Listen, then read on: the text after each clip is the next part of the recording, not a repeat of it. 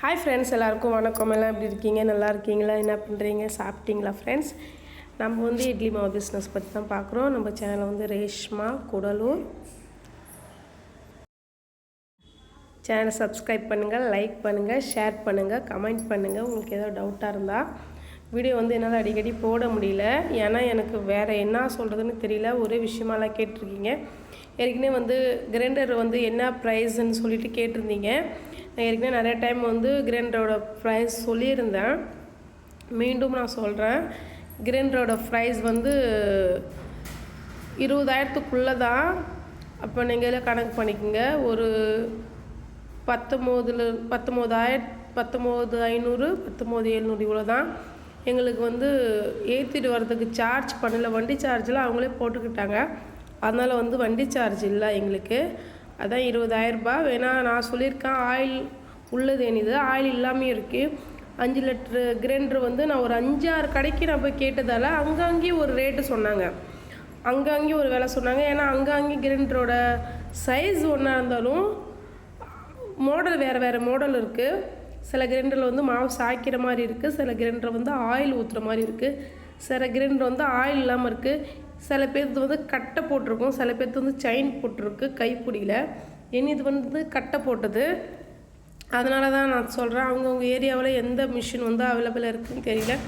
நான் வந்து ரொம்ப நிறையா மாவாட்டினாலும் தாங்குற மாதிரி ஹீட்டு கம்மியாகிற மாதிரி இருந்ததால் நான் ஆயில் ஊற்றுற மாதிரி வாங்கிக்கிட்டேன். நான் ஆயில் ஊற்றி தான் யூஸ் பண்ணிகிட்டு இருக்கேன். புதுசாக யாருக்காவது இட்லி மாவு பிஸ்னஸ் ஆரம்பிக்கிற மாதிரி ஐடியா இருந்தால் கண்டிப்பாக இந்த மாதத்தில் ஆரம்பிக்கலாம். ஏன்னா இப்போ வந்து மழை சீசன் வரப்போகுது. கண்டினியூவாக மழை பெய்யும். மழை பெய்யும் போது கண்டிப்பாக வந்து மாவு வியாபாரம் பிக்கப் ஆகும். ஏன்னா நமக்கே வந்து வெயில் டைமில் அவ்வளோ இட்லி தோசைலாம் அவ்வளோ பிடிக்காது. ஒரு மாதிரியாக சோடையாக இருக்கிற மாதிரி இருக்கும். ஏன்னா கண்டிப்பாக வந்து மழை நாளில் நமக்கே இட்லி தோசைலாம் பிடிக்கும். அப்போ மழை பெய்கிறப்ப நீங்கள் வந்து இட்லி மாவு பிஸ்னஸ் ஆரம்பிச்சுன்னா கண்டிப்பாக உங்களுக்கு ரன்னிங் ஆகிறதுக்கு நல்ல வாய்ப்பாக இருக்குது. யார் வந்து நீங்கள் வந்து இட்லி மாவு பிஸ்னஸ் பண்ணுற ஐடியா இருந்தீங்கன்னா கண்டிப்பாக வந்து இட்லி மாவு பிஸ்னஸ் வந்து நீங்கள் கண்டிப்பாக ஆரம்பிங்க. இந்த டைமில் நல்லா ஓடிட்டுருக்கும். ஏற்கனவே நான் சொன்ன மாதிரி தான் கம்மியாக போடுங்க.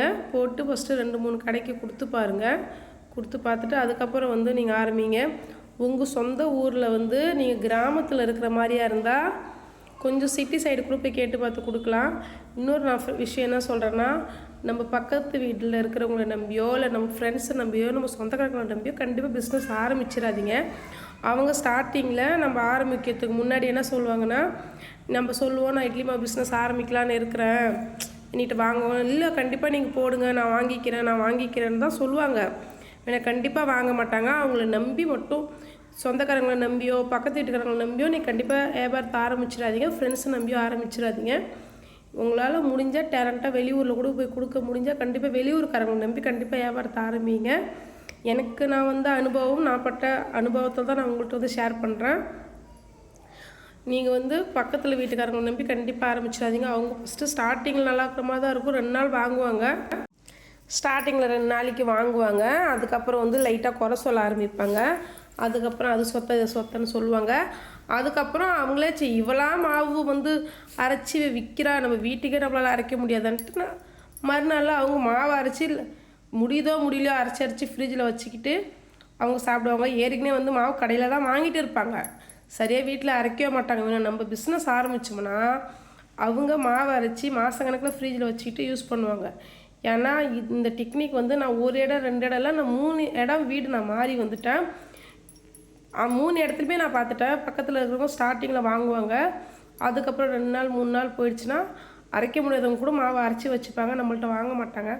ஏன்னா அவங்களுக்குள்ள ஒரு பொறாமை, இவெல்லாம் மாவு அரைச்சி காசு சம்பாதிக்கிறா, நம்பியா இவங்கள்ட்ட வாங்கணும் அப்படிங்கிற மைண்ட் செட்டு எல்லாத்துக்குமே இருக்குது. எல்லா ஊர்லேயுமே இது இருக்குன்னு தான் நான் நம்புகிறேன்.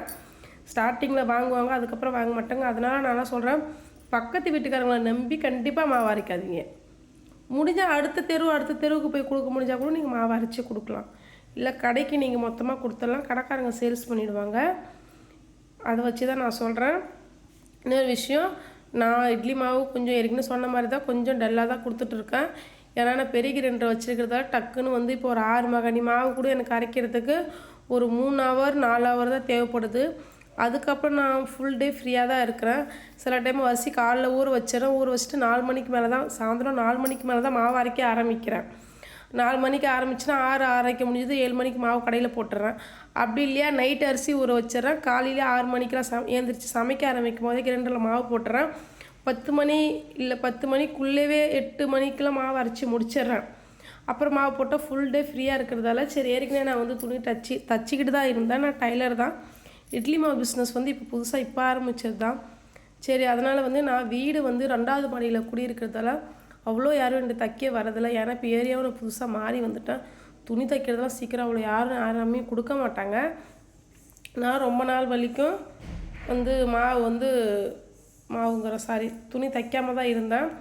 இப்போ வந்து நான் சரி மீண்டும் துணி தைக்கலான்னு பிஸ்னஸ் ஆரம்பிச்சிருக்கேன். வந்து வீட்டிலே தைக்கல. நான் என் தம்பி மொபைல் சர்வீஸ் கடை வச்சுருக்கான். அதிலே நான் போட்டு துணி தைக்கலான்னு இருக்கேன். நான் இனிமேல் வந்து துணி தைக்கிற வீடியோவும் போடலான்னு இருக்கிறேன். உங்களுக்கு யாருக்காவது ஏதாவது டவுட் இருந்தால் கண்டிப்பாக வந்து கமெண்ட்டில் கேளுங்க. நான் இனிமேல் மாவு வீடியோவும் போடுறேன். Blouse cutting video, churidar cutting video, cross cutting, பாவாடை சட்டை, தாவணி பாவாடை எல்லாம் ஒரு வீடியோவும் நான் போடுறேன். யாருக்காவது உங்களுக்கு யூஸ்ஃபுல்லாக இருக்குன்னா எனக்கு கமெண்ட் பண்ணுங்கள். எனக்கு வீடியோ போடுறதுக்கு ஒரு மோட்டிவேஷனாக இருக்கும். அதுக்காக தான் நான் சொல்கிறேன். மாவு பிஸ்னஸும் போடுறேன். அதுக்காக ஐடியாவும் உங்களுக்கு வேணும்னா கேளுங்க, கண்டிப்பாக நான் கொடுக்குறேன். சும்மா அன்றைக்கி வீட்டில் இருந்துக்கிட்டு நம்ம எதுவும் பண்ணிகிட்டு இருக்க முடியாது. அப்படியே ஃபுல் டே என்ன பண்ணுறோம், ஃபோனை தான் நோண்டிகிட்டு இருப்போம், ரீல்ஸ் தான் பார்த்துட்டு இருப்போம். இதனால் நம்மளுக்கு கண்ணு தான் வீணாக போகும், டைம் தான் வேஸ்ட் ஆகும். அந்த கேப்பில் நம்ம கண்டிப்பாக சம்பாதிக்கிறதுக்கு ஏதாவது ஐடியா பண்ணலாம். உங்களுக்கு அப்படி யாருக்காவது வந்து டைலரிங் தெரியாமல் இருந்தாலும் கண்டிப்பாக போய் கற்றுக்குங்க, தப்பு இல்லை. கற்றுக்கிட்டு சப்போஸ் வந்து நம்மளால் வெளியில் தைச்சி கொடுக்க முடியலனா கூட நம்ம ப்ளவுஸ் நம்ம ஸ்டிச் பண்ணிக்கலாம்.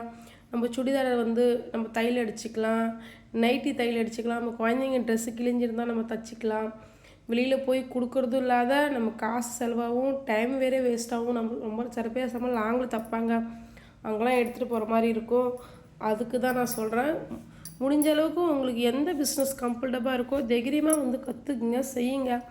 பெண்களும் இப்போ இருக்கிற விலைவாசிக்கு நம்மளும் 10 ரூபா சம்பாரிச்சா தான் கடை அடைச்சி வெளியே வரலாம். கண்டிப்பாக மாவுலாம் அரைச்சி முடிச்சிட்டேன். மாவு பாக்கெட் போட்டுட்டு நான் அதுக்கப்புறம் இன்றைக்கி வந்து ரொம்ப நாளாக வந்து கிரைண்டர் வந்து கீழே வந்து ஹவுஸ் ஓனர் வீட்டில் சத்தம் வருதுன்னு சொன்னதால் கோனி சாக்கு விரித்து போட்டு தான் 2 கிரைண்டரும் வச்சுருந்தேன். அது மாவு சிந்தி அது அப்போ கூட்டவும் முடியல, சாக்கு மேலே கூட்ட முடியல.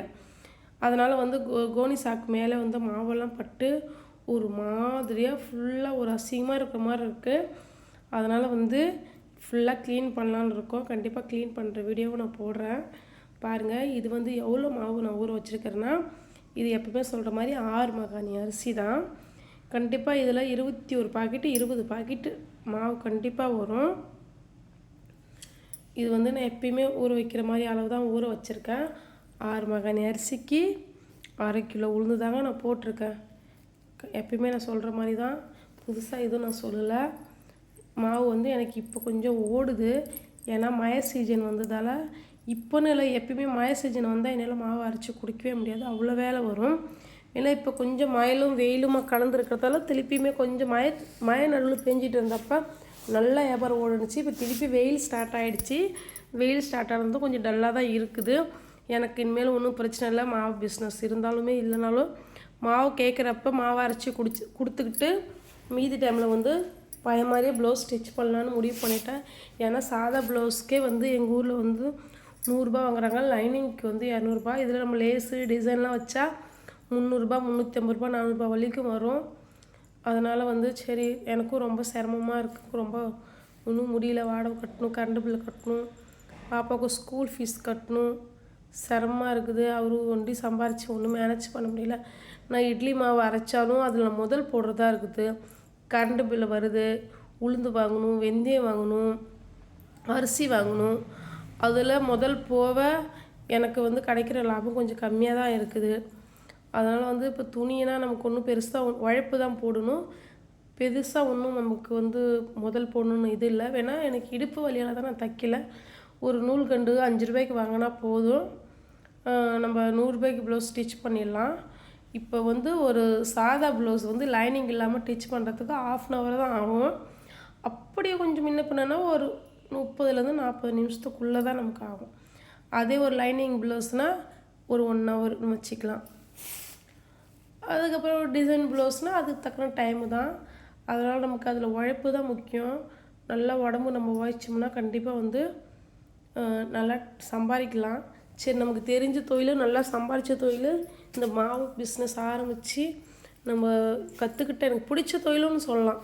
துணி தைக்கிறது எனக்கு ரொம்ப பிடிச்ச தொழிலுங்க. எனக்கு அது ரொம்ப உடம்பு முடியலனா கூட உட்காந்து நான் தைச்சிக்கிட்டே இருப்பேன். டென்ஷனாக இருந்தாலும் மிஷினில் உட்காந்து தைச்சிக்கிட்டே இருப்பேன். ஏதோ மனசு கஷ்டமாக இருந்தாலும் மிஷினில் துணி தைச்சிக்கிட்டே இருப்பேன். அதுக்காக நான் ரெஸ்ட் எடுக்கவே மாட்டேன். சந்தோஷமாக இருந்தால் கூட நான் செவனேன்னு உட்காந்துருப்பேன். மீதி டைமில் எனக்கு அந்த மிஷின் தான் எனக்கு உலகங்கிற மாதிரி அதில் உட்காந்து நான் தைச்சிக்கிட்டே இருப்பேன். அப்படியேப்பட்ட கிட்டத்தட்ட இப்போ வந்து ஒரு 3 வருஷமாக நான் சரியாக தைக்கிறேன்னா சுத்தமாக தைக்காமல் இல்லை, கொஞ்சம் கொஞ்சம் தைக்கிறேன். அவ்வளோ தைக்கல. முன்ன வந்து ஃபுல் நேரம் உட்காந்து தைப்பேன். ஒரு ஜாக்கெட்டுக்கு வந்து 60 ரூபா, 50 ரூபா, 70 ரூபா இருந்த டைம்லாம் நான் தைச்சேன். இன்றைக்கி 100 ரூபா வரைக்கும் இன்றைக்கி வந்துருச்சு. இன்றைக்கி நான் தைக்காமல் இருக்கிறது எனக்கே கஷ்டமாக இருக்குது. அதனால் என் தம்பி தான் அந்த ஐடியா கொடுத்தான். ஏக்கா, மாவு நீ அரைக்கிறதுக்கு ஒரு 3 ஹவர் தான் எடுத்துக்கிறேன், அதை நீ நைட்லேயே கூட அரைச்சிக்கலாம், இல்லை காலையில் ஏஞ்சோடனே அரைச்சிக்கலாம். இதுக்காக ஏன் நீ வந்து துணி தைக்காமல் இருக்கிற, உனக்கும் செலவு காசாகும், என் கடைக்கு முன்னாடி தூக்கிட்டு வந்து மிஷின் போடு அப்படின்னு சொன்னான். அதனால் கடைக்கு முன்னாடி எடுத்துகிட்டு வந்து மிஷின் போட்டு நான் இன்றைக்கி தான் தைக்க ஆரம்பித்தேன். ஸ்டார்டிங்கிறதால அவ்வளோ தைக்கல. ஏன்னா எனக்கு கொஞ்சம் அது முன்னாடி வந்து தகர சீட்டு இறக்கியிருக்காங்க கடையில், ரொம்ப வெக்கையாக இருக்குது. ஏன்னா ஓவர் வெயிலுங்க, பயங்கரமாக வெயில் அடிக்கிறதால என்னால் வெயில் தாங்க முடியல.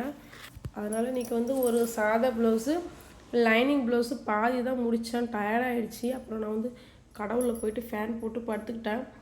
இப்போக்கி வந்து கடையில் வெளியில் தான் மிஷின் போட்டிருக்கேன். ஏன்னா போர்டு அடிக்கலை, தம்பியோட போர்டு கீழே தான் எழுதியிருக்கேன். ஏன்னா அது அவ்வளோ பெருசாக யாருக்கும் தெரியல. அதனால் ஒரு மாதத்துக்கு மிஷின் வந்து கடைக்கு வெளியிலே போட்டிருக்கோம். அதுக்கப்புறம் ஜனங்களுக்கு கொஞ்சம் பப்ளிக் ஆன பிறகு அதுக்கப்புறம் கடவுளை மிஷின் தூக்கி போட்டால் கண்டிப்பாக நம்மளை தேடி வருவோம். கனமாக வேணாம், நமக்குன்னு ஒரு 10 கஸ்டமர் இருந்தால் கூட போதும். ஏன்னா துணிங்கிறது அப்படி தெரியுமா, ஒரு 10 கஸ்டமரே அவங்களே ரிப்பீட் நம்ம நல்லா பண்ணோம்னா வந்துக்கிட்டே இருப்பாங்க. அதனால் சம்பாரத்துக்குனதுக்கெல்லாம் கம்மியாக இருக்காது, வருமானம் உள்ள பிஸ்னஸ் தான். அதுவே ஏன் முடியல, எனக்கு மெயின் பிரச்சனை இந்த இடுப்பு வலி தான். அது எனக்கு எலும்பில் ஏதோ ஒரு பிரச்சனைன்னு சொன்னாங்க, எனக்கு அது மறந்தாச்சு, வாயில் வரல. அந்த பிரச்சனையால தான் எனக்கு பயம். திருப்பி நம்ம துணி தைக்க உட்காந்து திருப்பி வலி எடுத்துக்கிச்சு என்ன பண்ணுறது. நமக்கு ஒரு பாப்பா இருக்குது, வீட்டு வேலை செய்கிறதுக்கும் நமக்கு ஆள் இல்லை. ஏன்னா எங்கள் அம்மா வந்து அவங்க ஊரில் தான் இருக்காங்க. நான் வேணால் போவேன் வருவேன், அவங்களும் அதிகமாக இங்கே வந்து தங்க மாட்டாங்க. எங்கள் மாமியாரும் இல்லை, அதனால் மாமனார் தான் இருக்கார். அவர் வந்துட்டு போயிட்டு இருக்காரு. இவர் வந்து மேஸ்திரி கொத்தனார் வேலைக்கு போயிட்டுருக்காரு. அதனால் வந்து எனக்கு ஹெல்ப்புக்கு ஆள் கிடையாது. திடீர்னு இடுப்பு வழியாக படுத்துட்டோம்னா என்ன பண்ணுறது, கொஞ்சம் பயத்தாலே வந்து நான் என் தொழிலை ரொம்ப அவாய்ட் பண்ணிக்கிட்டு இருந்தேன். திருப்பி எனக்கு பிடிச்ச தொழில் செய்ய ஆரம்பிச்சிட்டேன். நான் தாங்க க்ளீன் பண்ணிக்கிட்டு இருந்தேன். அதுக்கப்புறம் எதார்த்தமாக வந்தார் அவரும். சரி, ரொம்ப கஷ்டப்படணும், கூட மாட மிஷினில் அவ்வளோ தூக்கி வச்சார். ஏன்னா சீட்டு சாக்கு போட்டிருந்தோம் இல்லையா, அதனால் எடுத்துகிட்டு பாருங்கள் எப்படி இருந்தால் நான் இப்படி ஆகிட்டேங்கிற மாதிரி எப்படி இருந்த ஏரியாவை சூப்பராக நாங்கள் க்ளீன் பண்ணிட்டோம். ஏன்னா அப்படியே போட்டு வச்சுருக்க முடியாது. அதேமாதிரி கண்டிப்பாக நீங்களும் யாராவது மாவு பிஸ்னஸ் பண்ணிங்கன்னா முடிஞ்ச அளவுக்கு மாதத்துக்கு ஒரு வாட்டி 2 மாதத்துக்கு ஒரு வாட்டியாவது க்ளீன் பண்ணிவிடுங்க. நாங்கள் அதேமாதிரி வந்து சூப்பராக க்ளீன் பண்ணிகிட்டு இருக்கோம்.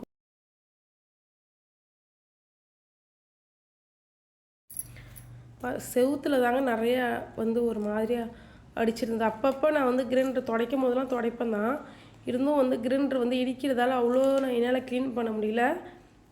வேணா இந்த வாட்டி நல்லா வந்து க்ளீன் பண்ணுறோம். அதேமாதிரி நீங்களும் யாராவது மாவு பிஸ்னஸ் பண்ணால் முடிஞ்ச அளவுக்கு க்ளீன் பண்ணிவிடுங்க.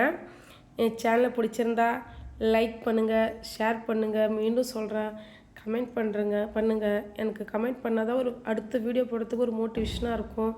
நாங்கள் வந்து இன்றைக்கி எங்கள் மாவு இருக்கிற ஏரியா தனியாக தான் அந்த ரூம் இருக்குது, ஃபுல்லாக க்ளீன் பண்ணிட்டோம். நல்லா சூப்பராக க்ளீன் பண்ணிட்டோம். மாவு அரைச்சி முடித்தாச்சு, பேக்கெட்டும் போட்டேன். கிரைண்டரை வந்து நல்லா சுத்தமாக வந்து தொடச்சிட்டு நவுத்தி வச்சுக்க போகிறேன். சாக்கு வந்து போடுற ஐடியா இல்லை, சாக்கை எடுத்துட்டா வச்சுக்க கீழே கூட்ட போக துடைக்க நல்லாயிருக்கும். சாக்கு இருக்கிறதால வந்து அப்பப்போ கூட்டிக்கிட்டு தொடச்சிக்கிட்டு க்ளீன் பண்ண முடியல. அதனால் வந்து நான் சாக்கை ஃபுல்லாகவே எடுத்துகிட்டு கிரைண்டரை மட்டும் வச்சுக்க போகிறேன். ஏன்னா அப்போ கீழே குனிஞ்சு கூட்டுறதுக்கு வீடு துடைக்கும் போதெல்லாம் ரெகுலராக அங்கே தொடச்சிட்டு தான் இருப்பேன். சாக்கால் துடைக்க முடியல, சாக்கு வந்து எடுத்துட்டால எனக்கு வந்து துடைக்கிறதுக்கு ஈஸியாக இருக்கும். பாருங்கள், எல்லாத்தையும் க்ளீன் பண்ணிவிட்டு கிரைண்டர் இருந்த இடத்துல நம்ம வச்சிடலாம். வச்சுட்டு அதுக்கப்புறம் பாருங்கள், அவர் வேற விடவே மாட்டேங்கிறாரு, மீண்டும் மீண்டும் துடைச்சிக்கிட்டே இருக்கிறாரு. தண்ணி எப்படின்னா கொஞ்சம் தண்ணியை ஊற்றி ஃபஸ்ட்டு வந்து தென்னந்தோட்டத்தில் தள்ளிட்டு அதுக்கப்புறம் தான் துடைக்க ஆரம்பித்தோம்.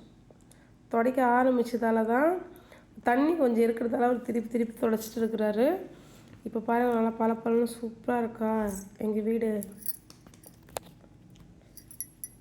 என் சேனலை பார்த்துக்கு ரொம்ப நன்றி ஃப்ரெண்ட்ஸ்.